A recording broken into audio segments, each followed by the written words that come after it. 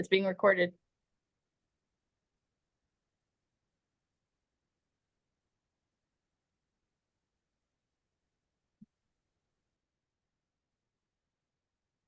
Now, it's waiting, right?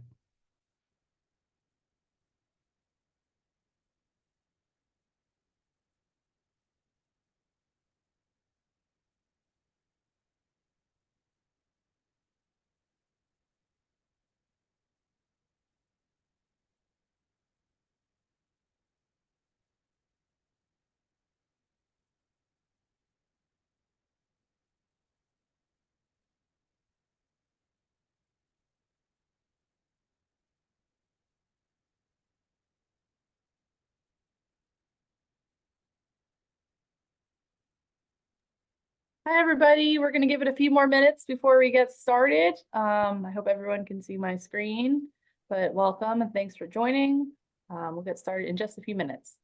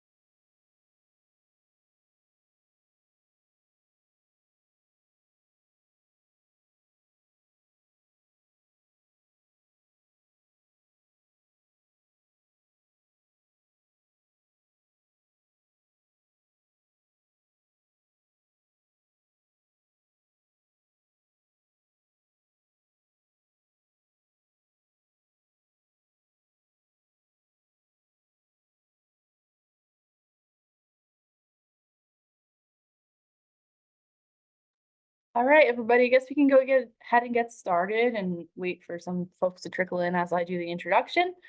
Thank you for joining the third iteration of our Evening with Germanna Virtual Lecture Series. I'm super excited for today's iteration of it because it's very timely. We'll get into that in just a second. Just so everyone knows, I will be recording this session and it will be available on our Vimeo in the following weeks. But otherwise, thank you to all of our generous 2024 Sustainer Circle supporters. You have a pivotal role in what we're doing today, sharing these stories, and we thank you immensely for it. Now to introduce tonight's speaker. Tonight's speaker is Ryan Quint. Ryan is a park ranger with the Fredericksburg and Spotsylvania National Military Park. He has worked there as a permanent member of the staff since 2020. But before that has worked there as a seasonal from 2015 to 2018. He got his history degree from the University of Mary Washington and has also worked for Richmond National Battlefield and Maggie L. Walker National Historic Site. Ryan's going to be speaking to us about an important anniversary in his park's history that is just coming up in the next few days. So without any further ado, I'm going to stop sharing my screen. Let Ryan take over from there. If anyone has any questions, you can pop them in the chat box or the Q&A, and we'll get to them at the end of the program. All right, Ryan, take it away. Thanks, Shannon. Hold on, everybody. Oh, here we go. Let's share my screen real quick. We'll get this PowerPoint going, and we will hit the ground. All right. Perfect. Again, thank you, Shannon. Thank you, Historic Germanna, for having me tonight, talking about a pretty important topic, and that is the start of the 1864 Overland Campaign. The park is commemorating that anniversary this weekend. Programming starts tomorrow, goes all day Saturday and all day Sunday. Programs are free to attend, so we hope to see as many out there as possible. And if anyone has any questions about the programs, I'm happy to chat at the end. What we're going to be talking about is not just the campaign, but it's kind of consequences leading up to it, the context and consequences. And, much remained in doubt. in the spring of 1864. Both sides still ardently believed that they had just as good a chance to win the war as the other. And this campaign is kind of at an intersection of politics, social history, and military history all coming together in the spring of 1864.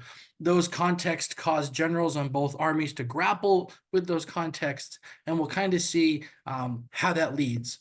We're going to be kind of going from the beginning of the spring 1864 up to when the armies begin their movement.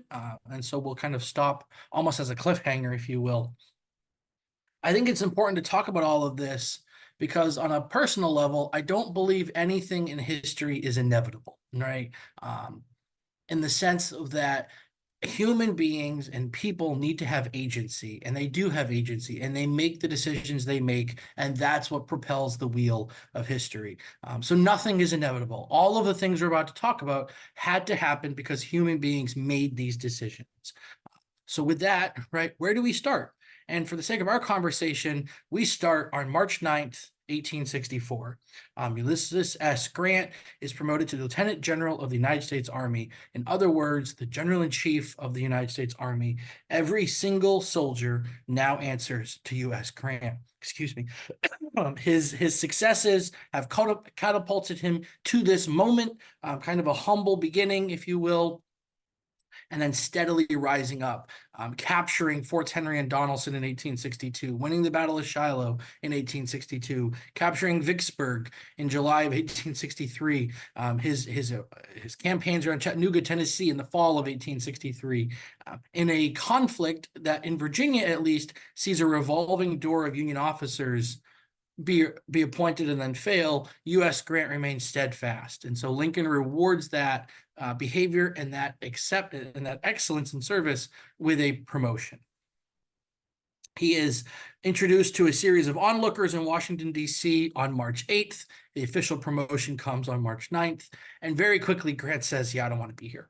The expectation almost was that Grant, like others, would stay in Washington, like a field telegraph office, and kind of control the war from there. But he decides that he wants to instead go into the field because Grant recognizes that by the spring of 1864, the biggest Confederate threat is Robert E. Lee in the Army of Northern Virginia.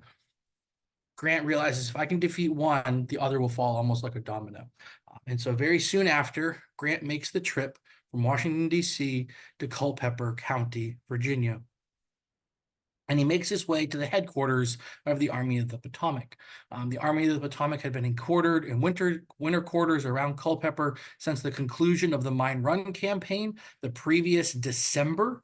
And they had been kind of waiting for spring, right? That traditional kind of waiting out period that you see in the winter and early spring during the Civil War. The commander of that army is still George Gordon Meade. And I think some people sometimes mistake this and assume that Grant replaces Meade. And it's not quite true, right? Meade is still the head of the Army of the Potomac, and he is not having a good spring. He was sick in February. He goes home to Philadelphia for recuperation. And then in the first week of March, he's forced to go to Washington, D.C. and testify to Congress. The Joint Committee, excuse me, the Joint Committee on the Conduct of the War is investigating different generals, and they've come around to the Battle of Gettysburg. And they're hauling all of these generals in front, and they are forcing these generals to explain their decisions at Gettysburg. And it perturbs Meade because in Meade's opinion, he won the battle. What does he have to explain anything to? So that's not exactly getting him onto a right foot. And he also is getting word that the Army of the Potomac is going to be consolidated. Because of so many casualties in previous campaigns, the Army is going to be kind of downsized in a way. Superfluous officers will be relieved of command, and it's Meade's responsibility to be the deciding factor on who stays and goes. And so he has a lot of friends in the Army, and he feels kind of between this rock and a hard place. And all of that is before Grant shows up. When Grant shows up in Culpeper at Meade's headquarters, Meade initially thought that Grant would relieve him. Meade thought that Grant would bring in someone of his own choosing to lead the army. and kind of waits for the axe to fall, and it never does. The two men actually kind of get along pretty well at first, and Meade wrote back to his wife in Philadelphia, "Grant arrived here. He has been very civil and said nothing about superseding me." In another letter, he writes, "I was very much pleased with General Grant." Meade does offer to Grant that if he would like me to step aside, I will. And Grant says, "No, you're okay where you are. Let's keep you where you're at." And so both men, at least at the beginning, get off on the right foot. Let's go back one more, actually. We'll get to that in just a second. One of Meade's staff officers, a guy named Theodore Lyman, talks about his kind of initial impressions of Grant. And he says that Grant habitually wore an expression as if he had determined to drive his head through a brick wall, and he was about to do it. In his private notebook, kind of Lyman elaborated on that. And he says, Grant has three expressions on his face: deep thought, extreme determination, and great simplicity and calmness. And here we have Grant being introduced to the Army of the Potomac. Now we can go to the next slide. And what I want to talk about this slide here is the fact that Grant, as General-in-Chief of the United States Army, does not just have the Army of the Potomac to deal with. And so as Grant gets settled into his new position, he's going to start to think and broadly outline the things that he wants to do in the spring of 1864. And so all of these various Union generals are going to have a role to play. And so if we just go through them very quickly, right? The two smaller images, the man in the upper left-hand corner is an officer named George Crook. Below him is William Averill. These two men are going to be assigned operations to attack Southwest Virginia in the spring of 1864 with the objective of targeting Virginia's kind of natural resources like salt and saltpeter. In the middle, Benjamin Butler and the Army of the James will be tasked to go to Bermuda Hundred, an area of land south of Richmond. And on the right, Franz Sigel is going to be assigned operations in the Shenandoah Valley. And so what we're seeing here is that Grant is thinking big picture, right? Grant is, for the first time, trying to make every element of the U.S. Army work in conjunction with each other. In the past, Union armies had operated almost independently, right? The Army of the Potomac never really operating in conjunction with, say, the Army of the Tennessee or the Army of the Cumberland. And Grant doesn't want to do that anymore because he realizes that that only helps the Confederates, because if you attack in one location but not in the other, it allows the Confederacy to move reinforcements back and forth. Perhaps the greatest example of that was the previous fall when Confederates under James Longstreet were able to go from Virginia and take part in the fighting in Georgia at Chickamauga. Grant doesn't want that to happen anymore. And so Lincoln and Grant kind of put their heads together and start to figure out what to do. Two more advances, perhaps rather famously, of course, one of Grant's closest friends, William T. Sherman, will eventually attack Atlanta. And then on the right, Nathaniel Banks will lead an offensive known as the Red River Campaign in Louisiana. So you have federal movement in Louisiana, federal movement against Atlanta, all of the movement in Virginia. And when Grant proposes that to Lincoln, Lincoln approves it. And he says, rather in his kind of folksy wisdom, if a man can't skin, he must hold a leg while someone else does it, right? There is, however, a backdrop to all of this, right? Why do all of these campaigns matter so much in 1864? And of course, that is because on everybody's mind is the background of the election. 1864 is a presidential election year. Lincoln is up for re-election, and no one is really quite sure how Lincoln will fare in that election. Now, we know in hindsight what happens, but at the time, there were many people who wondered if Lincoln wasn't quite the right person for the job. The war is entering into its third full year. It doesn't look like it's any closer to being successful than it was in 1861. And so there are murmurs in places like Washington. Now, Lincoln was used to this, right? These are just a few examples of political cartoons. On the left, you have Lincoln almost as a phoenix figure, and he's burning all of kind of civil rights. You see habeas corpus, states' rights, freedom of the press, all being burned under Lincoln. Or in the upper right, Lincoln is being compared to a toy master, and all of these puppets are various Union generals that are being defeated and replaced. Or in the lower right, when the figure of Columbia is asking Lincoln for her sons back after all of these battles. Lincoln was used to that kind of criticism, and he could weather that criticism, but he wasn't quite prepared for the criticism to come from his own party, right? And so we have some individuals who are kind of scheming behind the scenes for Abraham Lincoln. And I think the greatest surprise comes from the figure on the far left. That is Salmon P. Chase, who was actually in Lincoln's cabinet as the Secretary of the Treasury. And in the spring of 1864, Chase was not so subtly sending feelers out that if Chase were to himself run for election in the fall, would he have any support? Chase, in fact, in talking to another member of the cabinet, Edward Bates, the Attorney General, said that Lincoln or Chase lamented the want of energy enforced by the president, which Chase said paralyzed everything. Chase went on to say that Lincoln's weakness was crushing us. So obviously not a great opinion to have if that gets back to Lincoln. Chase is slightly embarrassed when a political platform that he is helping behind the scenes posts in New York newspapers 5 major campaign points that they want to support with Chase, and heavily criticizes Lincoln. And so, for example, one of those points is that should Lincoln be reelected, his manifest tendency towards compromise and temporary expedieness of policy will become stronger during a second term than it has been in the first, and the cause of human liberty and the dignity and honor of the nation suffer proportionately, while the war may continue to languish during this whole administration, till the public debt shall become a burden too great to be borne. To Chase's embarrassment, that is published and gets to Lincoln's credit, gets to Lincoln's attention, and Chase will say he had nothing to do with it.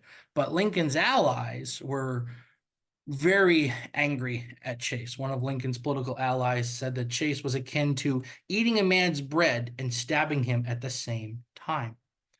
Now, eventually, Chase will quietly withdraw from the campaign and even ultimately resign from the cabinet in June of 1864. Lincoln kind of placates him by getting him a nomination to the Supreme Court. Other voices, however, are just as loud, right? So the other two faces here, John C. Fremont in the middle and Benjamin Wade, a politician from Ohio, are two what we would call radical Republicans who believed that Lincoln was not going far enough to get to the war aims. They thought Lincoln was being too much of a moderate in the face of all of this. They wanted harsher punishment to the Confederacy. They wanted a harder push towards abolition and all of these things. And so Lincoln is facing pressure from both sides. And I think that is kind of what puts so much pressure in turn on Grant and other U.S. military officers to win success. Of course, the most famous opponent of Lincoln at this time will eventually be George B. McClellan. I would love to go into a deep dive of the 1864 presidential election. Not enough time. So let's just say in passing that in the spring of 1864, McClellan is starting to make murmurs of the election. He will not be officially nominated until the Democratic National Convention in August, but McClellan is certainly starting to be on people's radar. And so you have these politicians lining up for the election of 1864. It's not all bad news for Lincoln, though, in the spring. In April of 1864, the United States Senate passes the 13th Amendment, the amendment to the U.S. Constitution abolishing slavery. That amendment fails in the House of Representatives. It will not be passed until the next January, but people can see that the winds of the war are changing. The quote here, which I encourage everyone to read, is from the Harper's Weekly edition of April 24th, 1864. And you can see where they talk about the amendment is needed to put meaning to the war, right? Measures secures and well bought by all of the blood and sorrow of the war. And so we see kind of how the war is again changing. This is also exemplified by the presence for the first time in Virginia, a sizable contingent of United States colored troops. The Army of the Potomac will go into the spring campaign with an entire division, 4,500 men or so of the 4th Division, 9th Army Corps, under the command of a man named Edward Ferrero, who are entirely United States colored troops. They had already won many victories in places like Louisiana or the Carolinas, but now for the first time, they're going to be in Virginia. it's kind of interesting looking at the Army's reaction to the 13th Amendment in the sense that, at least for the Army of the Potomac, soldiers don't say very much about it when it passes the Senate. One of my mentors, John Hennessy, retired chief historian here, has a good point. And so with credit to John, I'm going to steal it. And that is, many of the soldiers had already gotten their social commentary out of the way with the Emancipation Proclamation back in 1862 into 1863. They wrote about it, they debated it, they argued about it. And even those soldiers who were not abolitionists, and there were many of them, if nothing else, had come to a kind of pragmatic understanding that to win the war, slavery had to be targeted. Slavery was a major foundation of the Confederacy. So if you wanted to defeat the Confederacy, you had to go after slavery. And so the Army kind of quietly demurs, on the topic of the 13th Amendment. But here we have, again, the winds of change are coming. Now, while all of this is happening, across the Rapidan River and parts of Orange County is the Army of Northern Virginia, Robert E. Lee's Confederate Army. They're not in olive orange, right? Because that would put them near historic Germanna and Germanna Ford, and we wouldn't want that. And so the Confederate Army is quartered around Gordonsville, around Orange Courthouse proper, and the Army is kind of going through it. The Confederate Army, just like all the other previous winters, have the same problem. Food rations are short, just as they had been the previous winter, and desertions are rising. We do have the defeats at Gettysburg and Vicksburg that the Confederate Army is still dealing with. And so Robert E. Lee is kind of trying to figure out what to do. And at least at the beginning of the spring, he doesn't have the whole command team on hand, on deck, if you will, right? And so just very briefly talking about the Confederate command, all of these individuals were kind of under a cloud, right? Richard Ewell on the left had returned to command in time for Gettysburg, doesn't perform all that well in the fall of 1863 at places like the Battle of Rappahannock Station.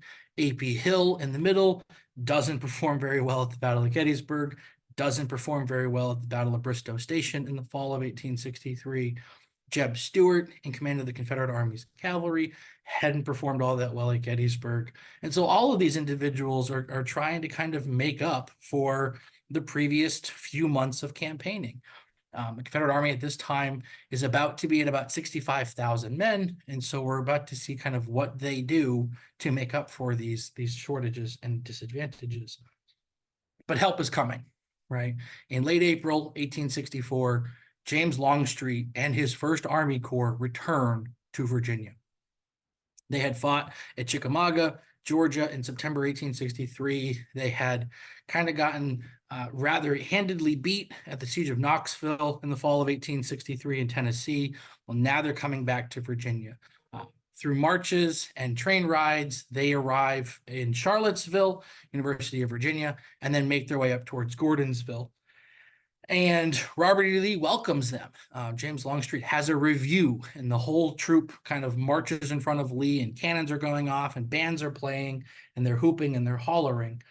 An officer, a South Carolinian officer, writes that we are now with the old Army of Northern Virginia again, and under the immediate command of the old general. The feeling of delight is universal with the Corps and is heartily reciprocated. That same officer goes on to say, a fellow remarked the other day that he felt as if the right arm of the Army has been restored.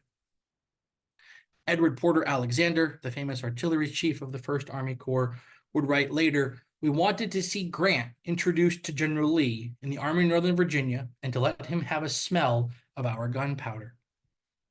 James Longstreet, along with bringing his soldiers, brings some very badly needed advice for Robert E. Lee. Longstreet had known Grant from way back, their days in West Point, their days in the Mexican-American War, extremely close. And Longstreet has this rather kind of foreboding quote. Now, as a caveat, this quote comes from the memoir of an officer named Horace Porter, who served on Grant's staff.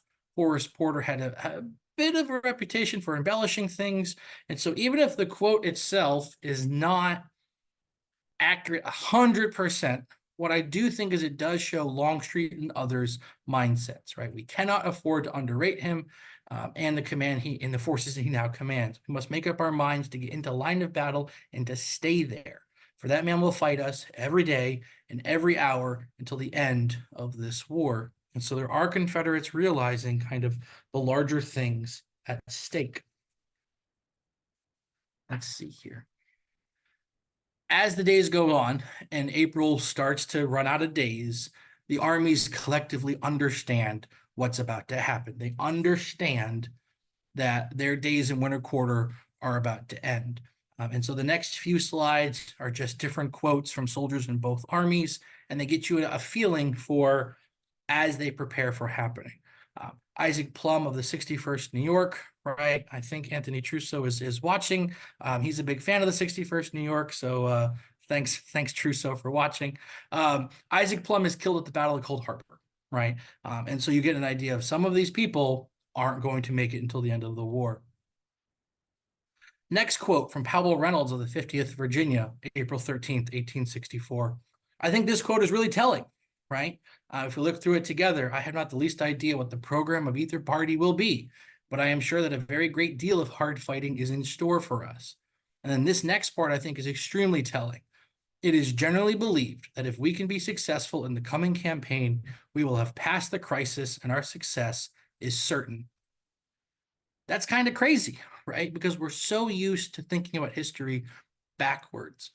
Oh, after Gettysburg, after Vicksburg, the Confederacy was in its dwindling days, right? Not if you ask the rank and file of the Confederate Army. They ardently believe that if they can beat U.S. Grant and they can turn back another Union force, and if they can weaken the morale of the Northern people just a little bit more, they can still win the war. Even as late as 1864, there is a belief in the Confederate rank and file that the war is still winnable. And I think that's hugely important to remember. These are not Confederates who are just sticking to the cause just because. They deeply believe in it, right? They still believe in Robert E. Lee. They still believe in James Longstreet. They go into this campaign 100%, right? The next quote, and this is where we get our title from, all look forward to this campaign as the last of the series and expect Grant to spare neither life nor material and reducing the rebel army to submission. And so both sides are getting ready for this. We come to our connection with Germanna. On May 4th, 1864, the Army of the Potomac begins to move. This is a photograph of the Germanna Ford. The old bridge abutment is just to the left of the photograph.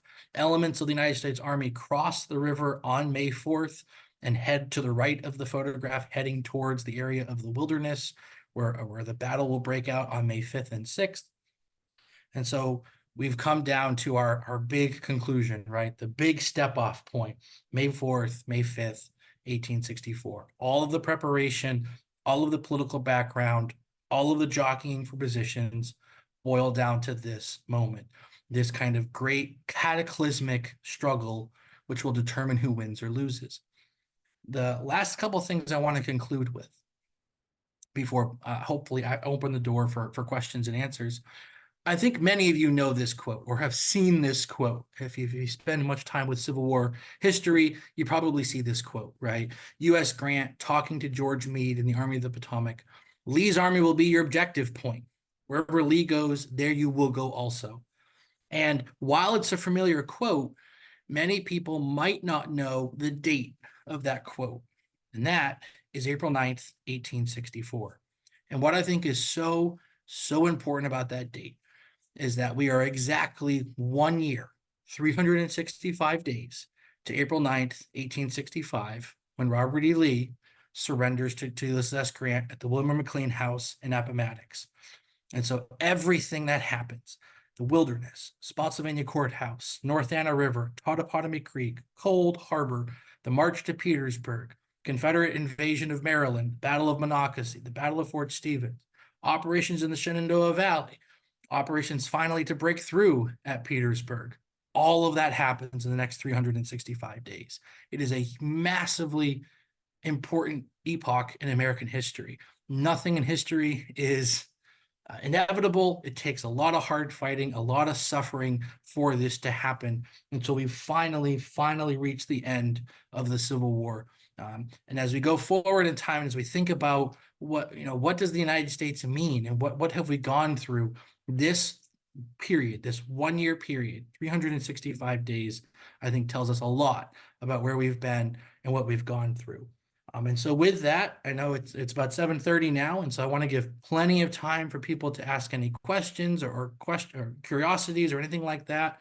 And so I'll stop sharing my screen, and if you have questions, I'm happy to chat. But thank you so much for your attention. Thank you, Ryan. That was wonderful. Looking to see if we have any questions. If anyone has any questions, feel free to drop them in the chat, or you can, I guess, raise your hand. I'm still not entirely versed in Zoom 4 years later. Let me ask Ryan, what do you think is the most crucial takeaway of the Overland Campaign, and the fact, like, if you wanted visitors to come to the park and they ask you, what's the deal with the Battle of the Wilderness? What's the deal with Spotsylvania Courthouse? What is the most important thing that you would like them to know? It's a tough one. If a visitor comes in with a completely blank slate and they come in and they ask, what's the big deal of the Overland Campaign? I would say it's probably up there with the most important campaigns of the entire Civil War. And if you want to understand why the war eventually ends after 3 years of stalemate, it's the Overland Campaign. It sets up everything to follow. I do not think you can stress its importance enough, right? So everything that follows comes out of the Overland Campaign, and the decision, the determination to finally end the war. Yeah, that definitely makes sense. Can you also talk a little bit about, without spoiling too much of the weekend's programs, what Grant's plan is for what happens when he crosses the Rapidan River? Sure. So without getting too far into the weeds of the battle, Grant's initial hope is to outmaneuver Robert E. Lee, not just through the wilderness, but out of Lee's defenses at the Mine Run. The Mine Run is a tributary of the Rapidan River. Both armies had jockeyed around it in the fall of 1863, and the Confederates had created nearly impregnable positions. And so Grant wants nothing to do with those positions. And so if he can get his army moving quickly enough via a series of roads, the hope is that they can get around the Confederates and then push Lee's army into the open fields of Orange County. But that is predicated on getting around Lee first, because the expectation was that Lee would just fall back to his trenches. Lee decides not to do that. He reaches out and grabs for Grant and begins the fight. The fighting lasts for 2 days, and in those 2 days, there are almost 30,000 casualties. So we get an idea of the campaign when in the first 2 days, there are 30,000 combined losses. The Overland Campaign itself lasts 45 days, and in those 45 days, there are 90,000 casualties. 90,000 people, Union and Confederate, were killed or wounded or were captured in those 45 days. That's a pretty sobering statistic, especially when you realize that each of these people have families and people back home, and those casualties are not just limited to the people that it happens to. There's a wide range of things that are impacted as well. Another question, Joseph Polchak has posed a counterfactual. Could Grant have won the war at Spotsylvania given his superior firepower, access to lines of communication, and Lee being dug in? Could he have won the battle at Spotsylvania Courthouse? Won the war. Won the war Yeah. at Spotsylvania Courthouse. It's definitely tricky. I think the problem that Grant is facing is that the harder he pushes Lee, the closer Lee gets to Richmond. And it's a twofold problem, right? It's great that you're moving on Richmond, but not so great because now Robert E. Lee is closer to his base of supplies and reinforcements and all of that. That's a really good question. I don't think an outright battlefield victory at Spotsylvania would have ended the war, because I think Lee would have done what he does in real life, which is just move closer. Had Lee been defeated, right, and pushed off the battlefield, I think he would have Lee would have moved back on Richmond and kind of created a background defense, right? So I don't think a battlefield Union victory would have ended the war right then and there. I think other fighting would have been necessary. Yeah, thanks for that answer. Anthony has asked a kind of leading question. Which Yeah. Corps commander performed the best, both US and CS? Also, which Federal Division commander performed the best in the campaign? And Anthony's hint is that he was in the Second Corps. Yeah, so everyone, there's a little bit of an inside joke here. Anthony Trusso is a huge fan of Francis Barlow. Francis Barlow is one of those guys, does pretty well in the campaign. Not super popular among his men, but a decent enough commander. I think as far as corps commanders, I'm going to kind of be a little bit bold and say none of them were all that great. None of the Union commanders had a spectacular campaign. None of the Confederate commanders had a spectacular campaign. I think there are reasons for that, and we can get into that, right? Winfield Scott Hancock is still recovering from his Gettysburg wound. Governor Kimball Warren of the Union Army's Fifth Corps is kind of indecisive and doesn't quite know what he wants to do. John Sedgwick is killed, and so he's killed on May 9th. And his replacement, Horatio Wright, needs to kind of learn on the fly. James Longstreet for Confederate commanders is wounded at the Wilderness. His replacement needs to learn on the fly. Richard Ewell is replaced at the end of the Battle of Spotsylvania Courthouse because Lee doesn't trust him anymore. A.P. Hill is too sick. And so none of the commanders are all that great. And so unfortunately, that's going to lead to some of this fighting, right? Because there are opportunities missed and all of that. So not to Monday morning quarterback, because I'm not in that position, but none of the commanders in either army come out looking all that spectacular. That makes sense. This is Richard and Claudina have posed an interesting question that I think opens up an interesting topic. How are Union soldiers who are injured moved to the Washington hospital? So with that, answering that question, talk a little bit more about the medical aspect of these battles.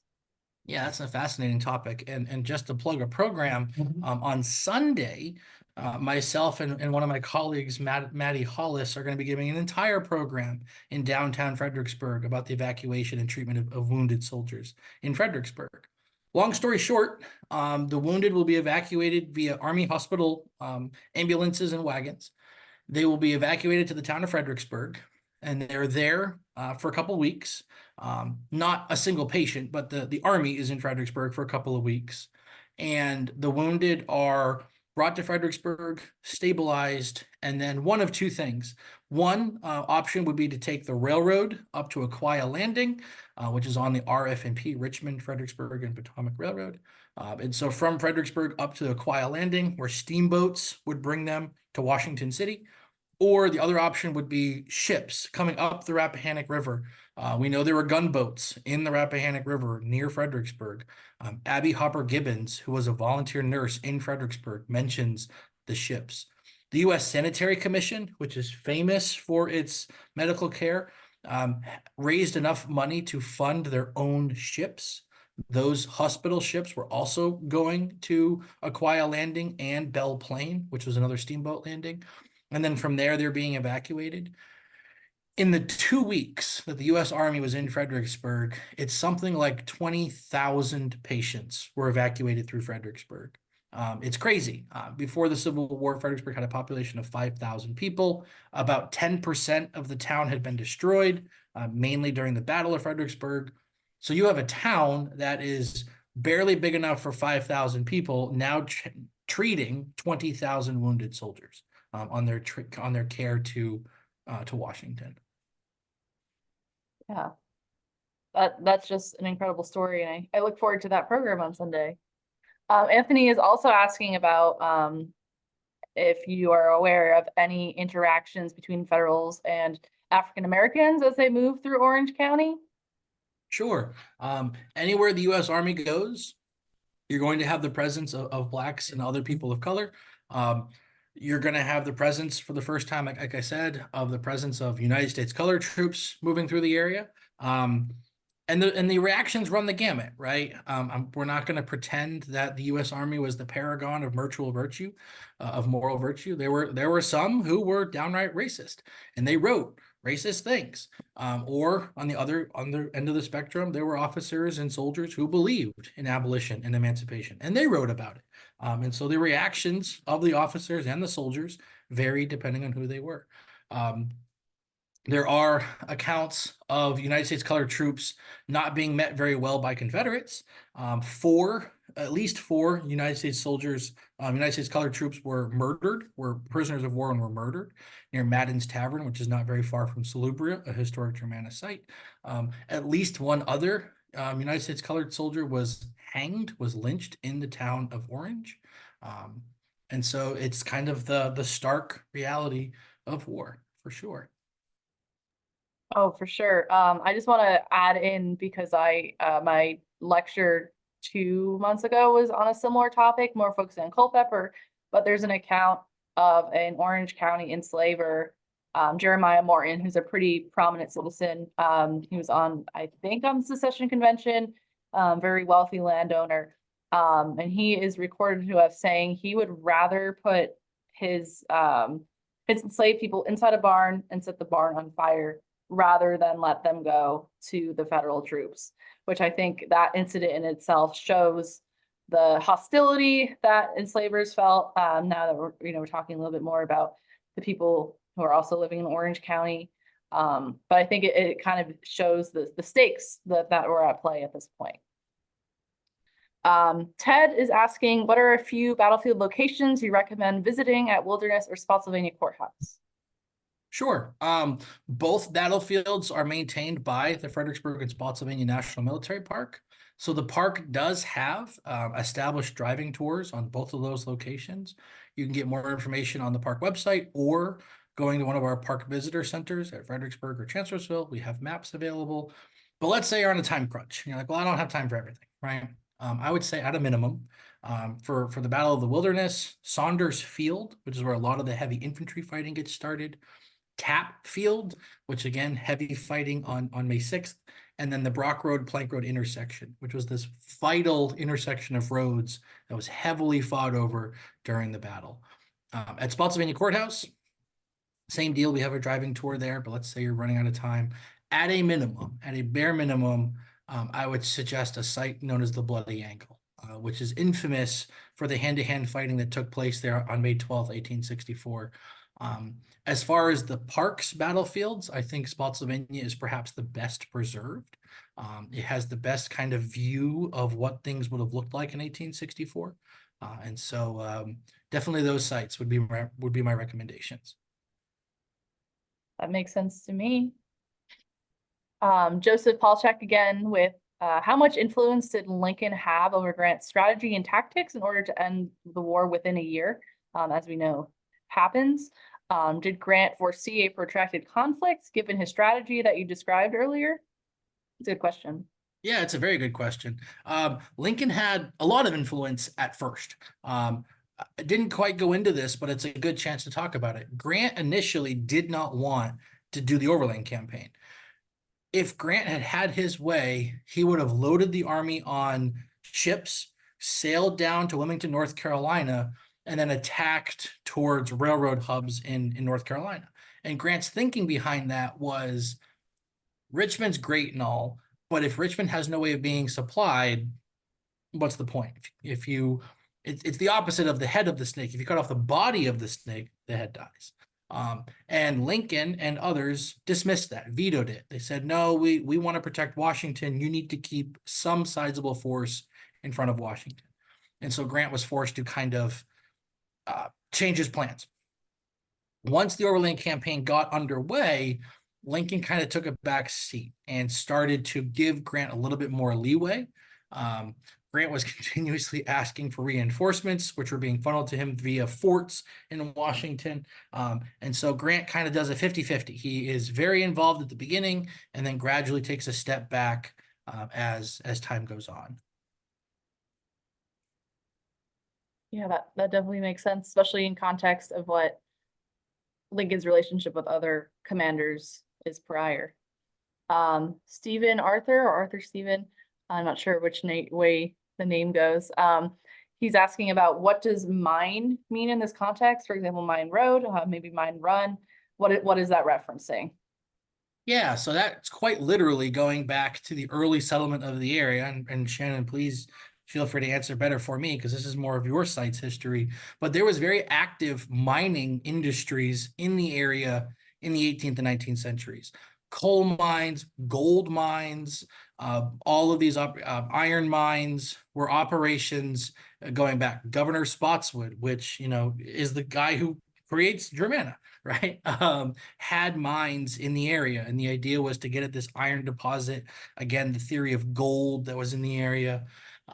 But yeah, so when we talk about mines, we're quite literally thinking about mines, right? The way we think of it as a mine for natural deposits. Yeah, the mines still exist today. There are abandoned gold mines all throughout Orange County. Excuse me. There was a brief segment in this region where gold mining was pretty prolific, but that was pretty soon eclipsed when gold was discovered in California. But the iron mining was one of the first real industries in Virginia, and that really got its start around and near Germanna and in Spotsylvania County. Let's see this. Jesse Walensky is asking, can you mention some of the politicians and journalists that accompanied the Army of the Potomac during the Overland Campaign? Sure, I can name a few. Good to see you, Jesse. Hope all is well. I think the most famous newspaper correspondent is a guy named William Swinton, who was heavily critical of Grant, of Meade, I should say, of Meade. And Meade eventually throws Swinton out of the army. He believes that Swinton is spying on some of his councils of war, is getting a little bit too close, and so Swinton is kicked out of the army's camps. As far as politicians, you're going to have politicians kind of coming and going. Lincoln, or excuse me, Grant's kind of political mentor is a man named Elihu Washburn. Washburn will show up in camp every now and then. You're going to have members of the Sanitary Commission who are well politically connected. They're going to be visiting the army throughout the campaign of 1864. Once the army goes to ground at Petersburg and it becomes a protracted siege of Petersburg, things are gonna, excuse me, things are going to stabilize, and you'll have visitors going to the army. But yeah, it's really a fascinating topic that we could go into even more. But the two names I would mention are William Swinton and Elihu Washburn, just to get things started. To build on that question and a question that was asked previously, was there any, because when we talk about the battles of Fredericksburg and Chancellorsville, there's that looming interference of Washington. Is that Washington is kind of like looking over your shoulder, looking over Burnside and Hooker's shoulder. Is that happening with Grant, or is the relationship sort of evolving at this point? Oh, excuse me. The relationship is definitely evolving. The correspondence from Lincoln to Grant is far less Monday morning quarterbacky, if that makes sense, on Lincoln's part. He is still inquiring about the progress, but unlike other generals, Lincoln is kind of letting Grant do his thing, right? And so Grant, he's giving Grant the freedom to make the decisions he needs to make, and I think Grant earned that trust. Again, reading up his resume, his accomplishments. Shiloh, Vicksburg, Chattanooga, Fort Henry, and Donelson. Even before the Overland Campaign started, Grant had already captured 2 Confederate field armies, one at Fort Donelson and one at Vicksburg. So I think Grant's earned that little bit of extra leeway. You see what we did there with the pun. Another Generally, question from yeah. From Richard and Claudine again. What were Lee's real prospects of victory once you get to Petersburg? Did he think there was any hope, or was that just hanging on, delaying the inevitable? Yeah. So while the two armies were grappled around Cold Harbor, Lee was worried about what would happen if the armies closed on Petersburg. For those of you who might not know, Petersburg is a very vital railroad city that's about 20 miles below Richmond. Everything that goes via Richmond from the railroad from the south has to go through Petersburg first. Lee recognizes that. Grant recognizes that. And Lee, rather forebodingly, there it is again, tells Jubal Early, one of his officers, that if we get to Petersburg, it will only be a matter of time. If Lee recognizes that if he gets hemmed in at Petersburg, he will not be able to escape. He loses the freedom of movement. He loses the ability to control events. And so it is only a matter of time, Lee says, if he gets to Petersburg. And so by the time they get to Petersburg, I think Lee is going to struggle and oppose Grant, sure, but he's recognizing that the walls are closing in. That makes sense. Anthony has another question. Would you consider Monocacy its own campaign, or is it Overland/Petersburg campaign extended? I think And it's why don't you explain a little bit about what the Battle of Monocacy was to people who may not be familiar? Sure. Anthony's just tossing me curveball or softballs, right? So the Battle of Monocacy takes place in Maryland, outside the town of Frederick, Maryland, on July 9th, 1864. As part of Lee's attempt to swing the pendulum back in his favor, he sends about 12,000 to 15,000 Confederates into Maryland as kind of a last-ditch attempt to threaten Washington and convince voters to leave Lincoln in the dust. There is a battle fought at Monocacy. It's on the Monocacy River near the Baltimore, Ohio Railroad by a ragtag bunch of Union forces. And eventually, Jubal Early, commander of these Confederate forces in this raid, are turned back. And so Anthony's question of is Monocacy its own thing or is it extended? I think you have to understand them in context of each other. With no Overland Campaign, with no closing on Petersburg, there is no need to launch a raid on Maryland. And so I think they're all parts of a puzzle. I love history. I love history because it's a big, giant puzzle. All of the people, all of the events, all of the things, how do they connect in the puzzle?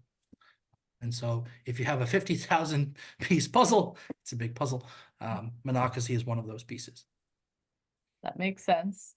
Stephen Arthur again is asking about the origins of the term Overland Campaign. Who coined it? Is it a contemporary term or is it something that historians have used? That's a good question. I'll admit off the top, I don't know. You got me beat.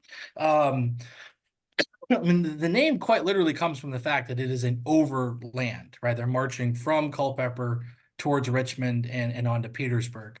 I think newspaper correspondents were already referring to it as an overland movement. But if not, you do have historians in the early to mid 20th century calling it the Overland Campaign. I do not know who was the first person to coin it. That's an interesting research question, and you have officially stumped the ranger. Cece is asking, what's your favorite primary source or primary source quote for understanding the Overland Campaign? That's a good question. I am a huge fan of Theodore Lyman. Theodore Lyman is on the staff of George Gordon Meade, and so he does have his own biases because he is a Meade man through and through. But there are two of Lyman's books that I think are really fascinating. One was published in 1922. It's called Meade's Headquarters, I think, and it's kind of the edited letters and whatnot of Lyman. And then more recently, a park person and a park personnel, David Lowe, wrote a book called Inside Meade's Headquarters, which is the private notebooks of Theodore Lyman. And so you get his opinion from there as well. So Lyman is an excellent perspective. The other, I'll do two more. John Haley of the 17th Maine has a diary. I think it's on my shelf, but yeah, here we go. Here we go. The Rebel Yell and Yankee Hurrah, which is the diary of John Haley of the 17th Maine, extremely inquisitive. And then for Confederates, a man named John Worsham, it's called One of Jackson's Foot Cavalry, was a Confederate soldier who fought the beginning to the end. I think those are pretty solid. My friend Jesse wants me to point out, right, the primary sources is the National Archives. He's absolutely correct. The National Archives is the depository of all cool things. Go check it out. You've got private correspondence, official correspondence, compiled service records, pension records, the whole 9 yards. So National Archive, we like the National Archives. And then Anthony also wants to know if you've read every single book on the shelf behind you. I read most of them. Yeah, I read most of them. Okay, that's pretty impressive. I think that's all we have for questions right now, and we're getting to 8 o'clock. I guess just last call for any questions. Just as a reminder, the park will be doing anniversary activities. Do you want to go through the schedule briefly again? Sure, I'll go through a few. So again, our programs start tomorrow. If you want more information, I highly encourage you to check out the park website, nps.gov/FRSP. Um, all day programs on Friday, all day programs on Saturday, and then a few programs on Sunday. All of them are free to attend. You just got to show up. It's going to be hot this weekend, so please, if you show up, drink lots of water. So we look forward to seeing you out there. Yeah, thank you, Ryan. This talk has been awesome. I've learned so much about, our next door neighbor at Germanna, and how our two histories are pretty intertwined. Thank you everyone who's attended tonight and asked questions and participated. And again, thank you to all of our generous Sustainer Circle supporters who make events like this possible. We don't currently have another evening with Germanna scheduled because the summer is starting to pick up and we're becoming more busy at Germanna. But we hope to pick these up again when the weather is not as hot outside, which is, I don't like being outside when it's hot, but I guess some people do. So keep an eye out for the end of summer into the fall when we do a few more iterations of this series. We do have an open house at Historic Salubria next Saturday, so we'd love to have you out there. But otherwise, again, thank you so much, Ryan. And thank you to everybody. And I hope everyone has a good night. Thanks, everyone.